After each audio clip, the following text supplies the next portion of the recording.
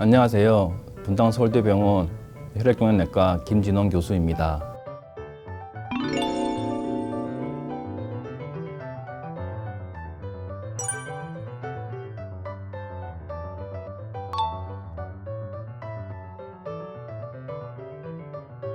암 환자 중에서는 자신이 암에 걸린 이유가 면역력이 약해서 혹은 면역력이 떨어진 탓이라고 생각하는 사람이 많습니다. 그래서 어떻게 하면 저하대 면역력을 올릴 수 있을지 해결하는 방법을 찾는 환자들이 적지 않는데요. 일부 환자는 면역력이 더 떨어질까 우려해 항암 치료를 꺼리고 검증되지 않는 민간요법을 하시는 경우가 많습니다만 이는 굉장히 위험한 생각입니다. 실제로 암과 면역의 관계는 생각보다 복잡합니다. 최근 암 치료에서 눈에 띄는 효과를 보이는 면역 치료는 바로 면역관문 억제제입니다.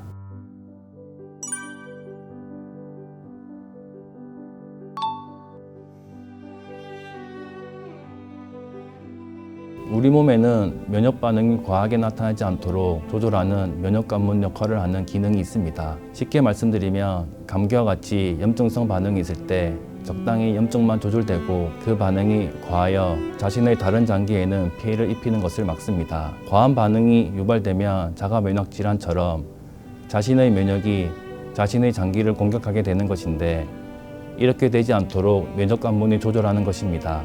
암세포는 교묘하게 이러한 면역관문을 조정하면서 마치 정상세포인 것처럼 행동하고 자신을 숨겨 면역세포로부터 자신을 보호합니다. 이때 면역관문 억제제는 암세포가 면역세포를 피해가는 메커니즘을 억제함으로써 면역세포가 암세포를 공격해 없앨 수 있도록 합니다.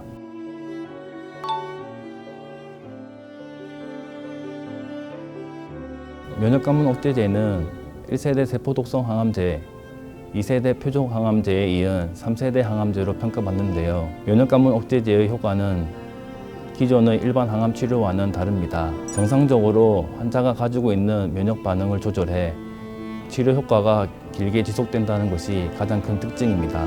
치료 반응은 보통 2개월 안에 나타나고 효과의 차이가 있으나 암의 종류와 관계없이 효과를 보입니다. 초기에는 피부암의 일종인 흑색종이나 폐암, 신장암, 림프종에서 연구가 많이 되었고 최근에는 여러 암종에서 그 효과가 증명되고 있습니다. 경우에 따라서는 면역관문 억제제가 기존의 항암 치료보다 우월한 것으로 밝혀지고 있고 암의 표준 치료로서 면역관문 억제제가 활용되는 추세입니다. 무엇보다 면역관문 표지자의 발현이 높은 경우나 현미부수체 불안정성으로 보이는 암종이나 암세포의 돌연 변이가 많은 경우에는 좋은 치료 효과를 예상할 수 있고 현재 임상진료에서는 이를 검사할 수 있는 방법이 있어 대상이 되는 환자를 적극적으로 찾아 치료하고 있습니다.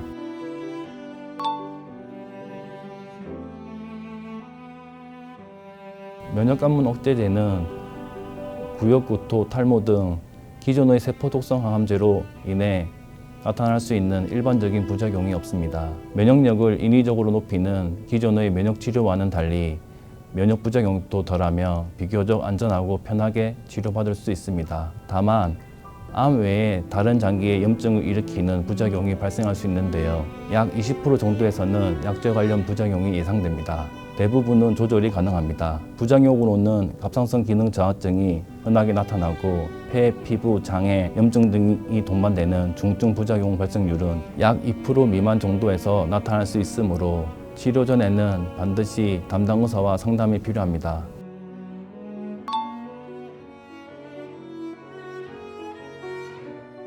면역관문 억제제가 좋은 효과를 보이고 있지만 실제로 도움을 받는 환자는 그리 많지 않습니다. 그래서 면역관문 억제제의 치료 효과를 높이기 위해 최근 들어서는 표적 항암제 및 기존의 세포독성 항암제와 면역 항암제를 적절히 조합하여 사용하고 있고 좋은 치료 성과를 보여 주목받고 있습니다. 면역관문 억제제의 장점은 상대적으로 낮은 부작용과 장기간의 치료 효과가 있습니다. 항암 치료가 필요한 환자는 면역관문 억제제 치료에 해당하는지 담당 의사와 확인한 후에 더 효과적인 치료 방법을 찾을 것을 권장합니다.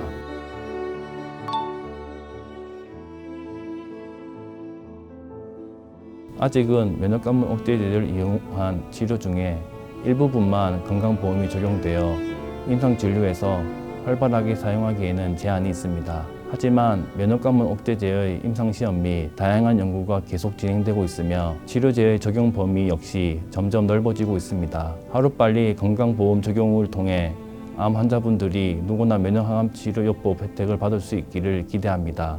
올해 발표된 2019년 국가암 통계를 보면 기대 수명까지 생존 시 남자는 5명 중에 2명, 여자는 3명 중에 1명은 암에 걸린다고 발표했습니다. 암은 나에게만 닥치는 불행이 아니라 누구에게나 올 수 있는 사고 같은 것입니다. 그리고 최근에는 효과적인 암 치료 방법 및 약제가 다양해져 암의 상태에 따른 가장 최적의 치료법으로 치료를 잘 받는 것이 중요합니다.